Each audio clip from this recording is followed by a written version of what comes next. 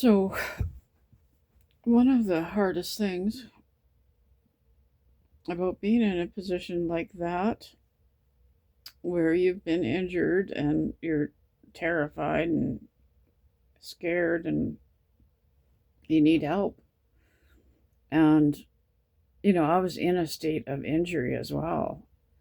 It's really bizarre. What we're really lacking are advocates who can protect you and teach you the ropes and tell you what to say and what not to say and tell you how it all works, how the system works, and how doctors will treat you after or with medical injuries, how they will respond to you or won't respond to you.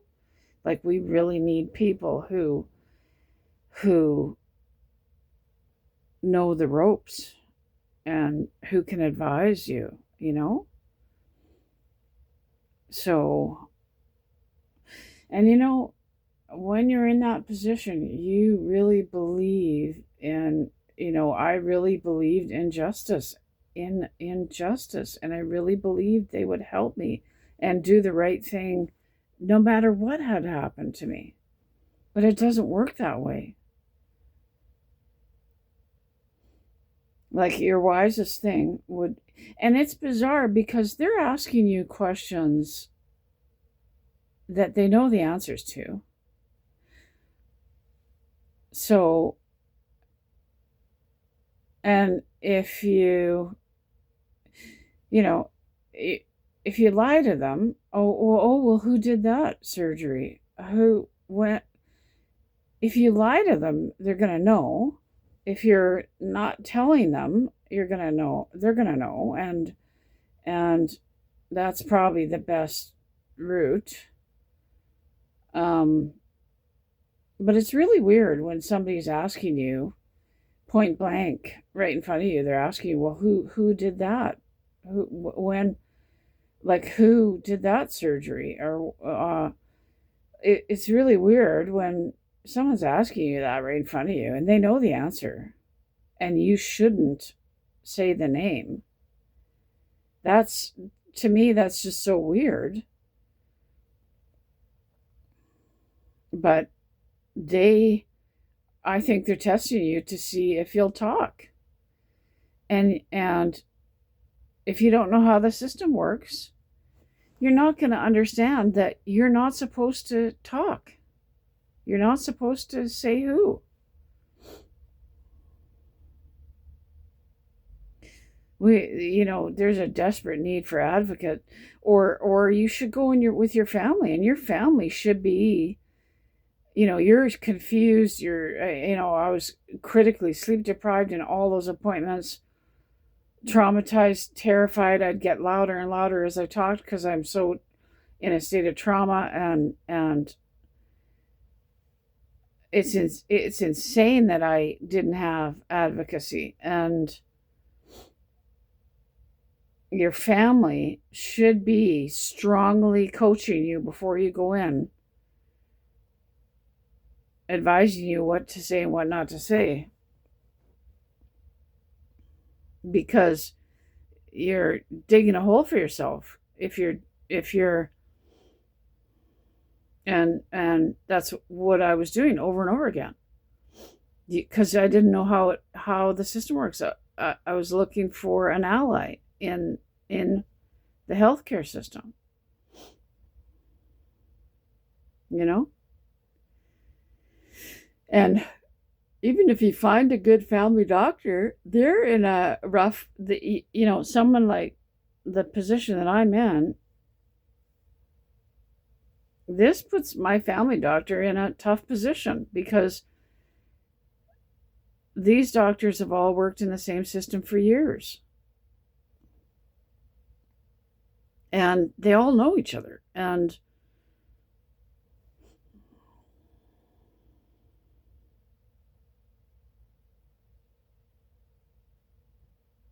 it just puts someone sick and vulnerable in a really impossible situation, you know?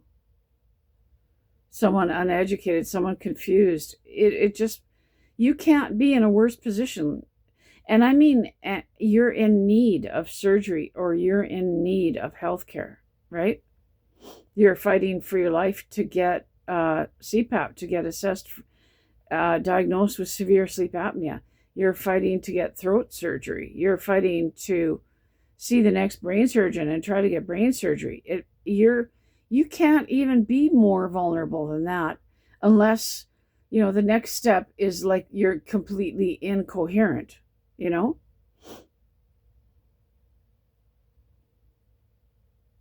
And it's just a real shame. It's bizarre that there's no office that exists or you know, an advocacy group. There is no advocacy group that will step in and help fight for a patient that's in crisis, will help them fight for healthcare. To me, it's incomprehensible that nothing like this exists.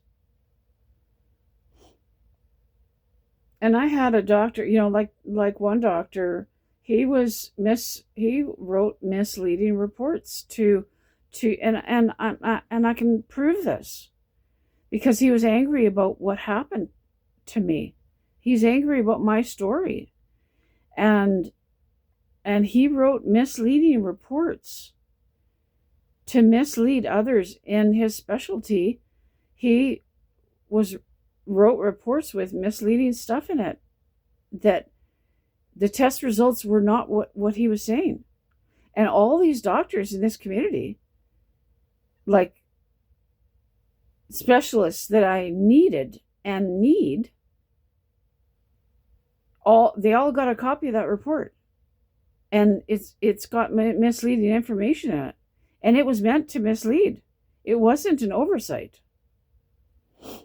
He wanted people to believe that I really wasn't that sick because I'd been misdiagnosed for so long. He's angry because of the reality of my story.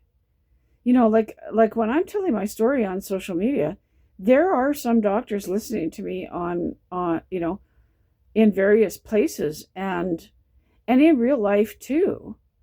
There are doctors who have been supportive of me and angry about the reality of my story, like angry with me on my side, as in, one of these doctors told me, yeah, like that guy knows exactly what he's doing, because he saw that I was confused and because I felt like he was misleading other doctors, and this other doctor said, no, he knows exactly what he's doing.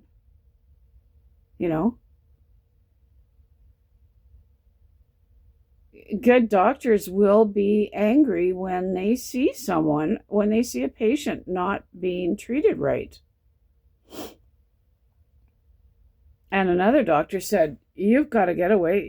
He knew my whole story. And he said, you got to get away from them. Like, they're going to end up killing you with drugs. It's exactly what he said to me. And I had already gotten off of almost everything already when that guy said that to me. But that was like such immense validation to hear somebody really well-respected, a really well-respected doctor, to validate me like that. That was like winning the lottery. But they also won't stand by your side because this is the same system that pays their paycheck, right? That pays their mortgage or whatever, right?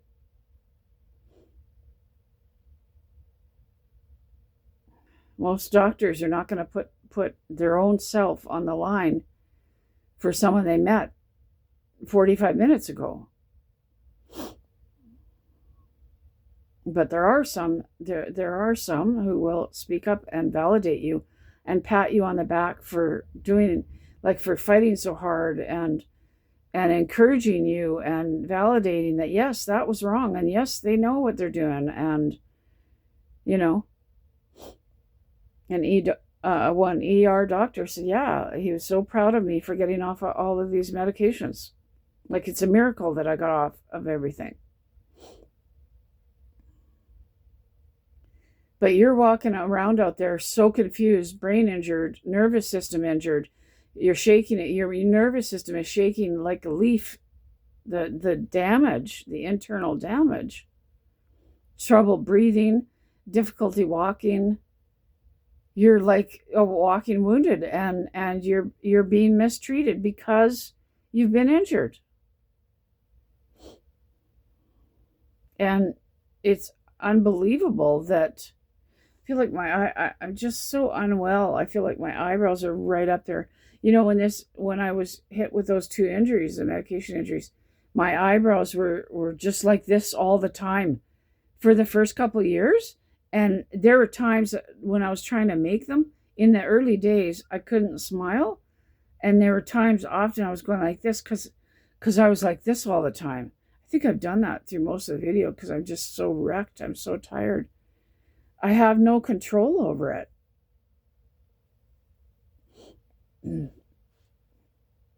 Anyways, it's just so it's incredible that there is no advocacy for people in this position.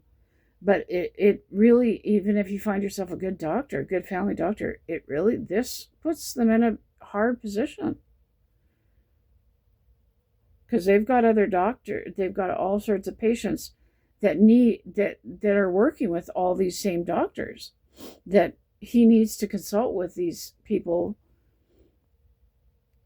with these doctors in regards to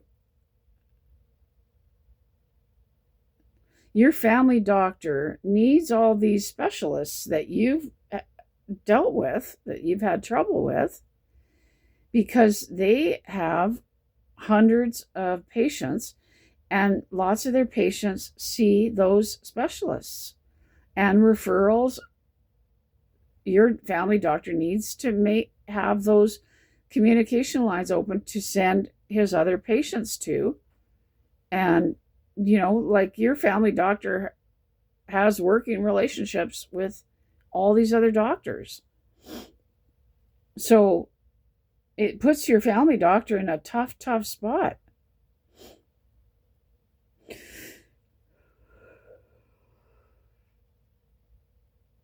Your family doctor can't change the system. Your family doctor can't change when someone's being nasty, when someone's being vindictive.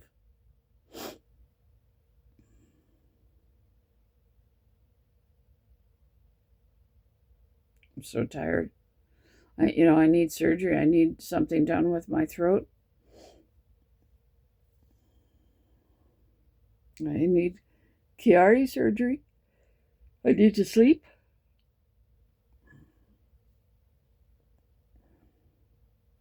I think the only answer would be, and that's not going to happen. I'm too sick. I'm way too sick. Unless a miracle happens and I have money that makes it so easy throughout every step of the way, like to travel and get somewhere else for healthcare. That's the only way I'm going to get help. And what are the chances of that happening? I'm too sleep deprived to pull anything like that off. And I have no money. I would have to win a lottery so that, like, getting from point A to point B safely and quietly in a cab and low stress. But I need support too, support and advocacy as well. Like, I need a family or a spouse.